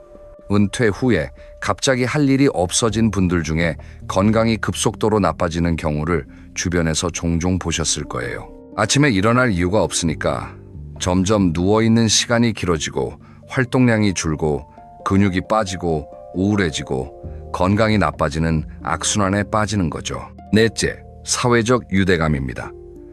블루존 사람들은 혼자 살지 않습니다. 가족과 함께 식사하고 이웃과 수시로 만나서 이야기를 나누고 공동체 안에서 서로를 돌봅니다. 오키나와에는 모아이라는 전통이 있어요. 어릴 때부터 5명 정도가 한 그룹을 만들어서 평생 서로 돕고 함께 살아가는 거예요. 외로움이 건강에 얼마나 나쁜지 아세요? 여러 연구에 따르면 만성적인 외로움은 하루에 담배 15개비를 피우는 것과 맞먹는 수준으로 건강에 해롭다고 합니다. 사람은 혼자 있으면 스트레스 호르몬이 올라가고 면역력이 떨어지고 심혈관 질환의 위험이 높아져요. 반대로 따뜻한 관계 속에 있으면 스트레스가 줄고 염증 반응이 낮아지고 면역력이 올라갑니다. 우리나라 전남대병원에서 진행한 100세인 연구에서도 비슷한 결과가 나왔어요. 100세가 넘도록 건강하게 사시는 분들의 공통점 중 하나가 바로 긍정적인 태도와 사회적 관계 유지였습니다. 만성질환을 한두 가지 갖고 계시면서도 스스로를 건강하다고 느끼는 분들이 실제로 더 오래 사시더라는 거예요. 마지막 5째, 스트레스 관리입니다. 블루존 사람들이라고 해서 스트레스가 없는 건 아니에요. 하지만 이들에게는 스트레스를 해소하는 나름의 방법이 있습니다. 오키나와 사람들은 매일 오후에 잠깐 낮잠을 잡니다. 사르데냐 사람들은 친구들과 모여 와인을 마시면서 웃고 떠들어요. 이카리아 사람들은 밤늦게까지 이웃과 함께 게임을 하며 즐거운 시간을 보냅니다. 이런 습관들이 만성 스트레스를 줄여줍니다. 스트레스가 만성이 되면 우리 몸에 만성 염증을 일으키는데 이 만성 염증이야말로 노화를 가속하는 가장 강력한 촉매예요. 텔로미어를 빠르게 닳게 하는 주범 중 하나도 바로 이 만성 스트레스입니다. 자, 여기까지 블루존의 비밀을 살펴봤으니 이제 가장 중요한 부분으로 넘어가겠습니다. 우리가 오늘부터 당장 실천할 수 있는 것들이에요. 85 새벽을 넘기 위한 7가지 생활 습관 하나씩 짚어드릴 테니까 잘 들어주세요. 첫째, 걸으세요. 하루에 30분만 걸으시면 됩니다. 거창하게 운동복 갈아입고 헬스장에 가실 필요 없어요. 동네 한 바퀴 산책하는 것, 시장까지 걸어가는 것, 아파트 계단을 한두 층 오르는 것, 이런 작은 움직임이 모이면 큰 차이를 만듭니다. 연구에 따르면 중년 이후에 규칙적으로 걷는 사람들은 그렇지 않은 사람들에 비해 텔로미어 길이가 유의미하게 더 긴 것으로 나타났어요. 특히 격렬한 운동보다는 천천히 꾸준히 움직이는 것이 70대, 80대에게는 더 효과적입니다. 너무 세게 운동하면 오히려 관절이 망가지거나 부상의 위험이 있으니까요. 태극권이나 수중 걷기 같은 부드러운 운동을 전문가들이 추천하는 이유도 여기에 있어요. 둘째, 단백질을 드세요. 나이가 들수록 근육이 빠지잖아요. 근육을 유지하려면 단백질이 반드시 필요합니다. 생선, 두부, 달걀, 살코기, 콩류 이런 식품을 몇 끼니 조금씩이라도 드세요. 특히 아침에 단백질을 충분히 섭취하는 게 중요해요. 밤사이 오랫동안 영양 공급이 끊겼던 근육에 아침부터 양질의 단백질을 넣어주는 거죠. 나이 드신 분들 중에 고기를 멀리 하시는 분들이 계세요. 콜레스테롤이 걱정돼서, 혈압이 걱정돼서요. 물론 과하게 드시면 안 되지만 적당한 양의 고기는 오히려 드시는 게 좋습니다. 고기를 먹으면 남성 호르몬 생성에 도움이 되고 이게 의욕과 활동량을 유지하는 데 효과적이에요. 셋째, 잠을 충분히 주무세요. 수면은 우리 몸의 수리 시간입니다. 잠을 자는 동안 뇌에서는 낮 동안 쌓인 노폐물을 청소하고 손상된 세포를 수리하고 면역 체계를 재충전합니다. 전문가들이 공통으로 강조하는 말이 있어요. 노화를 늦추는 가장 확실한 방법은 수면이다. 성인은 하루에 최소 7시간 이상 자는 것을 권장합니다. 특히 주의하실 점이 있어요. 40대 이후부터는 알코올 대사 능력이 급격히 떨어집니다. 와인 한 잔이라도 수면의 질을 크게 떨어뜨린다는 연구 결과가 있어요. 잠들기 전에 반주 한 잔 하시는 분들, 그게 오히려 수면을 방해하고 있을 수 있습니다. 넷째, 햇볕을 쬐세요. 나이가 들면 집 안에 있는 시간이 길어지죠. 그런데 하루에 2, 30분이라도 밖에 나가서 햇볕을 쬐는 게 중요합니다. 햇볕을 받으면 우리 뇌에서 멜라토닌이라는 물질이 생성되는데 이 멜라토닌이 수면의 질을 높이고 의욕을 유지하는 데 도움을 줘요. 비타민 D도 햇볕을 통해 합성되는데 비타민 D는 뼈 건강과 면역 기능에 필수적인 영양소입니다. 특히 어르신들 가운데 의욕이 없고 우울하다고 하시는 분들, 혹시 하루 종일 집 안에만 계시지는 않으신지 한번 돌아봐 주세요. 바깥에 나가서 햇볕을 쬐고 가벼운 산책을 하는 것만으로도 기분이 훨씬 나아질 수 있습니다. 다섯째, 사람을 만나세요. 앞에서 블루존 이야기하면서 사회적 유대감이 얼마나 중요한지 말씀드렸죠.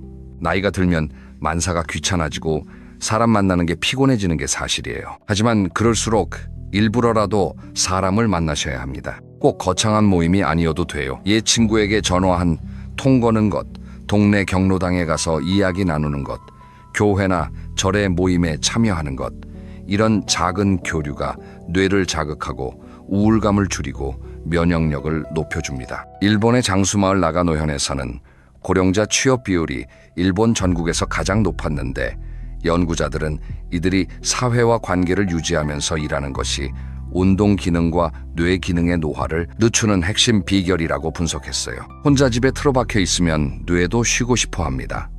뇌가 쉬면 노화가 빨라져요. 그래서 전문가들은 이렇게 조언합니다. 단조로운 생활을 피하고 생활 속에서 작은 변화를 만들어라. 늘 가던 길 대신 다른 길로 산책해보고 오랫동안 연락 안 했던 지인에게 전화를 걸어보고 새로운 취미를 하나 시작해보는 것. 이런 소소한 변화가 뇌를 깨우고 노화를 늦추는데 도움이 됩니다. 여섯째, 자외선을 차단하세요. 이건 피부 이야기가 아닙니다.